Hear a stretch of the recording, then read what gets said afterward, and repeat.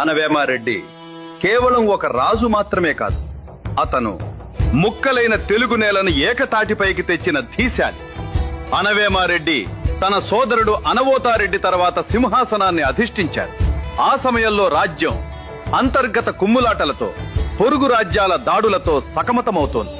తన సోదరుడి కుమారుడు కుమారగిరి అప్పుడు పసివాడు కావడంతో మంత్రులు మరియు సామంతరాజులందరూ ఏకగ్రీవంగా అనవేమారెడ్డిని రాజ్యాభిషిక్తుని చేశారు.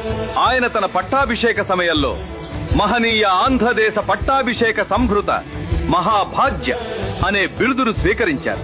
అంటే ఆంధ్రదేశాన్ని పాలించే మహాభాగ్యం కలిగిన వాడని అర్థం.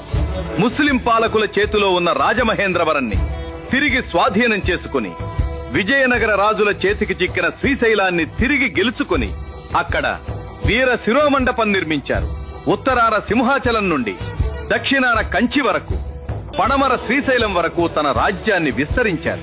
సింహాచలంలో విజయస్తంభాన్ని పాతినందుకు ఆయనకు సింహాచలాది వింధ్యపాద ప్రతిష్టాపిత కీర్తిస్తంభ అనే బిరుదు లభించింది. ఆయన కాలంలో వసంతోత్సవాలను అత్యంత వైభవంగా నిర్వహించేవారు. అందుకే ఆయనను వసంతరాయలు అని కూడా పిలిచేవారు. బ్రాహ్మణులకు అగ్రహారాలను తిరిగి ఇప్పించడమే కాకుండా పంచారామ క్షేత్రాలకు గదగంటలను బహుకరించారు.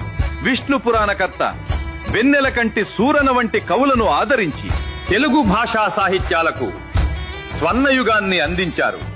అనవేమారెడ్డి పాలన కేవలం యుద్ధాలకే కాదు, తెలుగు సంస్కృతి వికాసానికి కూడా మారుపేరుగా నిలిచింది.